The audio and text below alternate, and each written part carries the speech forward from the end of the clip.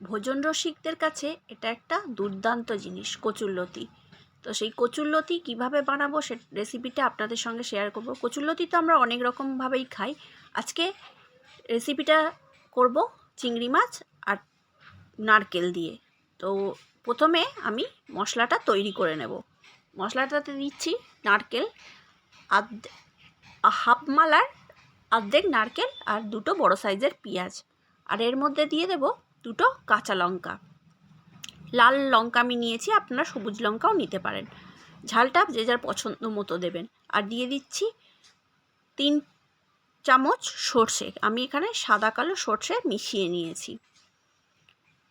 এগুলোকে একসঙ্গে পেস্ট বানিয়ে নেব। আর দিয়ে দেব কিছুটা নুন। নুনটা দিলে সর্ষের সঙ্গে নুন দিয়ে বাটলে সর্ষেটা তেতো হয় না। আমি 1 চামচ নুন দিয়ে দিচ্ছি, দিয়ে পেস্টটা বানিয়ে নিয়েছি। আর কচুরলতিটা আগে থেকেই ছাড়িয়ে বেছে ধুয়ে পরিষ্কার করে রেখেছিলাম। এর মধ্যে দিয়ে দিচ্ছি চিংড়ি মাছ। চিংড়ি মাছটা আর মশলাগুলো একসঙ্গে মাখিয়ে নেব। মশলাটা তো আগে রেডি করে রেখেছি, সেটা একসঙ্গে মাখিয়ে নেব। ভালো করে মাখিয়ে নিয়ে 5 মিনিটের জন্য রেখে দেব। ভালো করে হাত দিয়ে মাখিয়ে নেব সুন্দর করে। এবং এর মধ্যে দিয়ে দিচ্ছি হলুদ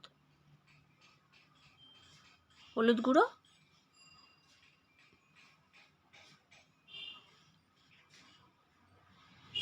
লবণ। লক্ষ্য রাখতে হবে আগে সর্ষে বাটাতে লবণ দিয়েছিলাম, তো এই জন্য এখানে অল্প করে দিলাম, লাগলে পরে আবার দিয়ে দেওয়া যাবে। ভালো করে চিংড়ি মাছ দিয়ে মাখিয়ে নেব। আমাদের মাখানোটা রেডি হয়ে গেছে। এবার অন্যদিকে কড়ায় তেল বসিয়ে দেব। তেলের মধ্যে দিয়ে দেব কালো জিরে ফোড়ন। আমি এখানে সর্ষের তেলে রান্নাটা করছি, Emami healthy and tasty kacchi ঘানি অয়েল দিয়ে। সর্ষের তেলের মধ্যে বেশ কিছুটা কালো জিরে ফোড়নে দিয়ে দেব। কচুরলতির সঙ্গে কালো জিরের ফোড়নটা খুব ভালো যায়। এখানে বিভিন্ন রকম ফোড়ন আপনারা ইউজ করতে পারেন। আমি সেই কচুরলতি মাখাটা এর মধ্যে দিয়ে দিচ্ছি, দিয়ে একটু নাড়াচাড়া করব। মিনিট 5 নাড়াচাড়া করব, করলেই জল বেরিয়ে যাবে।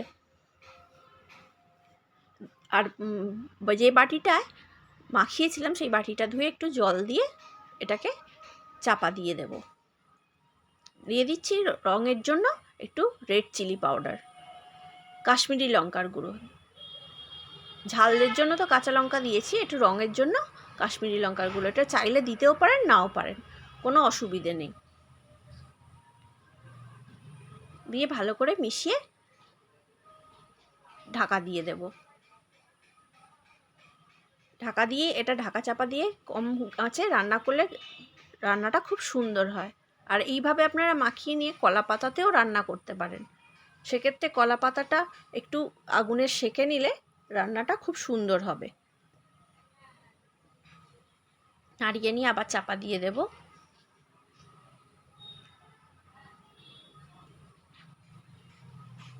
দশ মিনিট পরে আবার ফিরে এসেছি।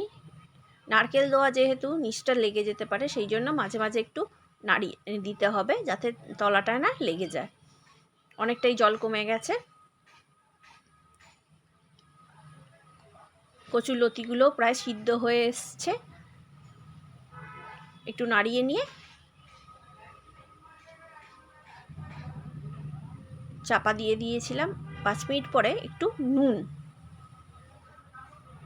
সামান্য নুন আর একটু চিনি দিয়ে দিলাম। আমার নুনটা একটু কম ছিল, সেই জন্য একটু নুন আর একটু চিনি দিয়ে দিলাম। নারকেলটা মিষ্টি আছে ওই জন্য অল্প চিনি দিলাম।